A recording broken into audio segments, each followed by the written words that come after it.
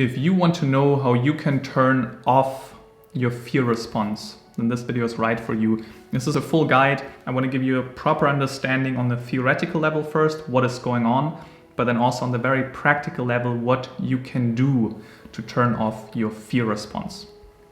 And maybe you're going often throughout the day and you're noticing somehow I have this general anxiety. I feel fearful, I feel stressed, but I don't even have a particular reason. I just constantly feel stressed all the time, and I cannot turn off this alertness, this feeling fearful. And you want to learn to feel safe when you are safe. That's what we want to do. First of all, let's go a little bit into the theory. Let's quickly talk about the nervous system. We basically have two types of nervous systems. The first one is the parasympathetic system. This is all about restoring, recovering, relaxing, digesting. It's basically rest and digest. That's the motto of this system. And you feel that way after a meal, after doing sports, simply when you're lying down and resting, wanting to sleep. That's when usually the parasympathetic nervous system becomes more active. Then there's the other system. It's the total opposite. It's the sympathetic system. This is about alertness, being energetic, not digesting. It's basically the fight or flight response. This is when you're very alert, very active, and actually this is what you probably find yourself in quite often. When you're stressed and when you're releasing cortisol, the stress hormone, this is what also puts you in this sympathetic nervous system state. And both states are necessary and very helpful. We just need both in balance. Right? So when you do sports, when you're active, your sympathetic nervous system is on. Afterwards, you relax, you eat something, you calm down, you recover, so your parasympathetic nervous system is active. And we want to create this balance again because you're way too active, way too alert. Maybe you even have sleep problems because you cannot actually properly get into this parasympathetic nervous system state when you actually want to sleep. Now, first of all, as a compliment, you have a great imagination. Because basically, you can just use your mind, and your mind convinces your body that I'm stressed and there's danger, and you turn on the sympathetic nervous system.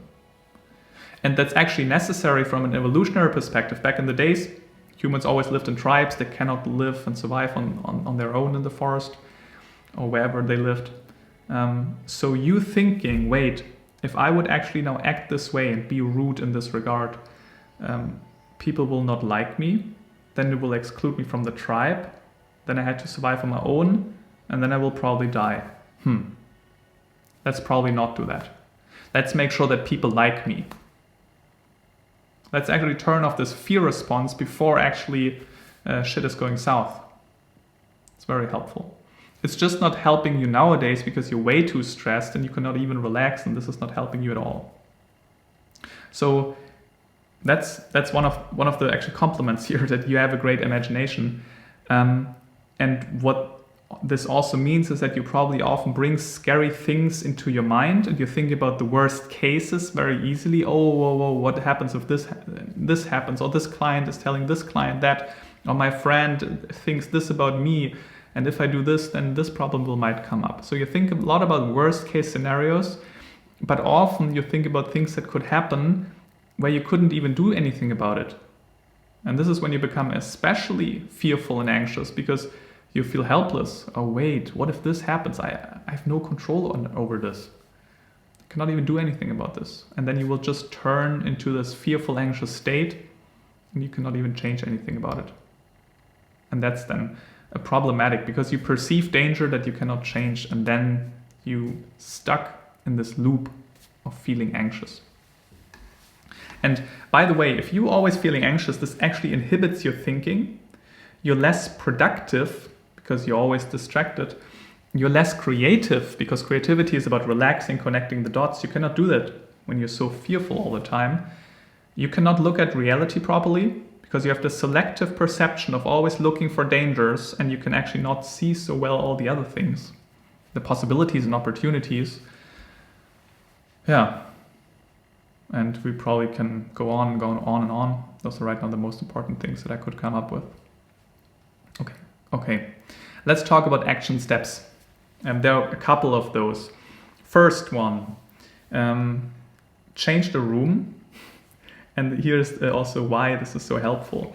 When you're sitting in a particular room and you notice you become more and more anxious and this fear response kicks in, changing the room, sitting in another room or going outside, going for a walk, tricks your brain into thinking, oh, there is danger, but I left the context, so probably now there is no danger anymore.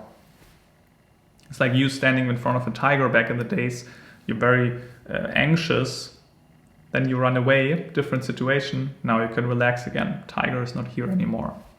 That actually often helps. Give it a try. Simply changing the room, changing the context often helps you to calm down because you're tricking your brain into actually being safe, which you are actually, right? So you trick the tricky brain. Yeah. Another one is very straightforward, is about creating clarity. Actually, I just got off from a client of mine who often feels very fearful, very anxious, overwhelmed. And then we started talking about simply how does his day look like. And we noticed he's very reactive. He hops on every call. He's starting one thing, he gets frustrated, starting another thing, and then suddenly it's the afternoon, he hasn't been productive. And when I ask him, what's your plan for the day? Like, I don't know, I just do things, I just react to emails. He's always reactive. And he has zero clarity of what's actually the vision and how he wants to move on and what's the plan for today. That's how he reacts. That's why he's all over the place. That stresses him. That makes him procrastinate. When he procrastinates, he's even more stressed. More and more things pile up. Even more unclarity kicks in. And you can change that by starting at the very root cause, which is creating clarity. Make a list of what is actually threatening and fearful to you right now. And also make a list of what you can do about that. And then also make a plan for the next day of when do you want to do what. But simply starting with having clarity of the threats and not having all and everything over the place will help you already dramatically by knowing what you need to worry specifically. And even potentially writing down the worst case. Like what would be tangibly the worst case? So looking into the eyes of the fear, because you don't really look at it, it just stresses you. You're just like getting pushed around all day long. That's how you feel emotionally. So be clear, write down what stresses you. And even think about how important is this to me from a scale from 1 to 10. How important is that? And then write down the worst case. Realistically, what is realistically the worst case?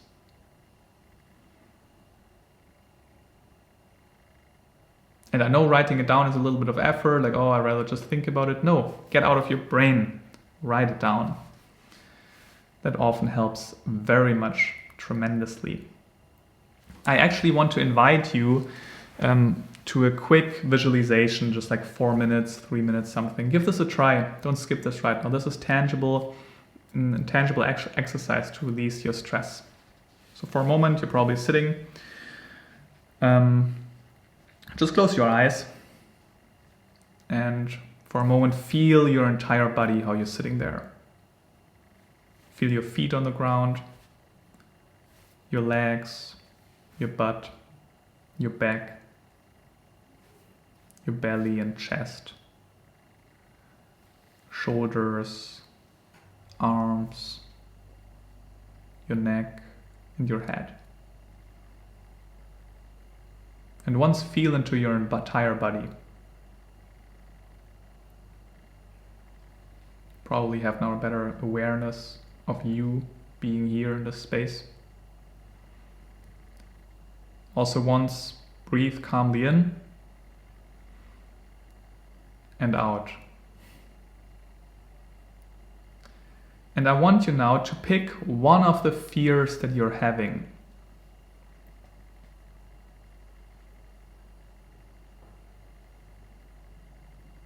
And if you have one, actually for a moment think about the tangible, realistic worst case that could happen.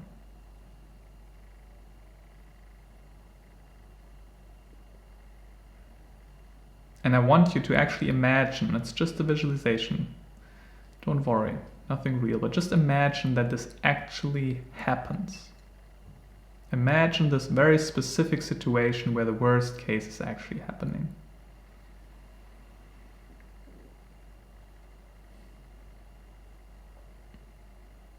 Imagine it's actually done. This happened.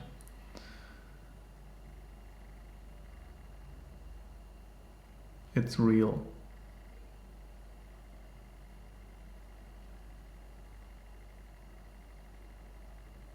And also imagine and notice that you're actually still breathing.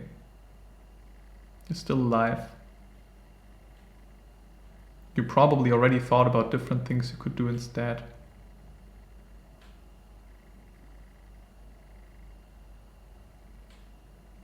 And that you actually will move on eventually, even though it might be very painful in this particular moment.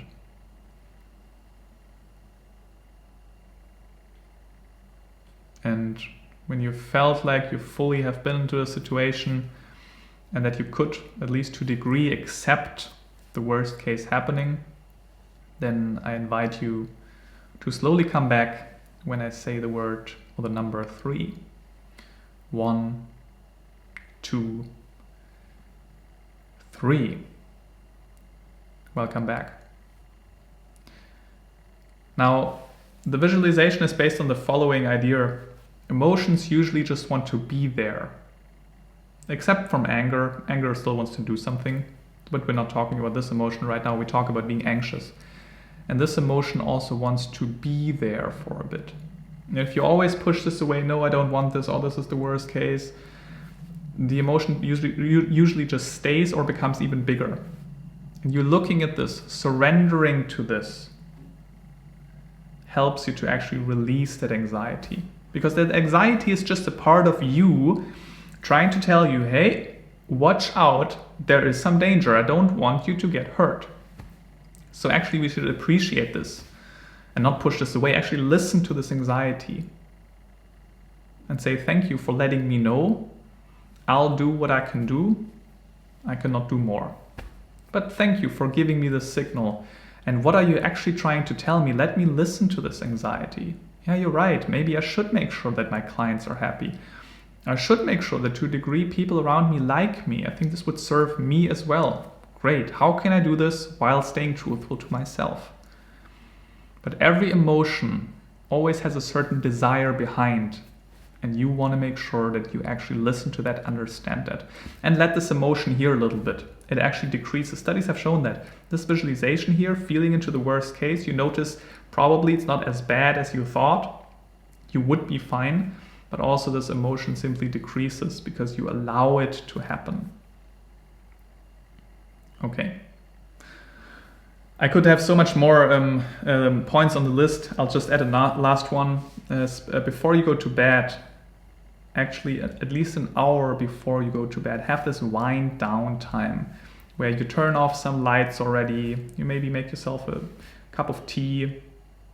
You brush your teeth. Maybe you start reading a book. But you calm down already and you show your body that now it's time to relax. You cannot just instantly switch from sympathetic system to parasympathetic system. Your body also needs some transition time, and you can deliberately create that. So deliberately create time to relax and calm down slowly, not just work and do and worry, and now I need to go to bed, and then you lie in bed and keep worrying. This is not working. Yeah. Now, let me just share another one. Last one is the rumination chair. When you notice you are ruminating a lot about worst case scenarios, just get a chair, sit on it, put a timer on 10 minutes and say, okay, for 10 minutes now I'm ruminating on that. I'm ruminating as much as I can. And when the timer rings, you're like, okay, now I'm fine, I'm done ruminating. You change the room, as I said in the beginning, you change the room, and then you do something else. That often helps also to lower this fear and worry about everything you have. For some people it helps. I also actually had a client a couple of weeks ago where he felt like this didn't help, but then I talked to other people where they said, wow, this was a game changer. So just consider those insights like a library. You just pick whatever is helpful and you just leave what is not helpful, and that will serve you the best way. If you want some more in-depth help, I suggest that we are talking. I'm a psychologist and coach. I work with people long-term over a couple of months where we actually go in depth, very individualized, and work this out for you, how you can let go of your fear response. And if that's interesting for you and you're thinking, I'm not sure about it, but I would like to know a little bit more, then I suggest that you simply book a personal call with me. There's a link below this video that you can sign up for a first free call. We get to know each other, and then we can talk about the possibility of moving forward together. So just book a call, and I talk to you soon.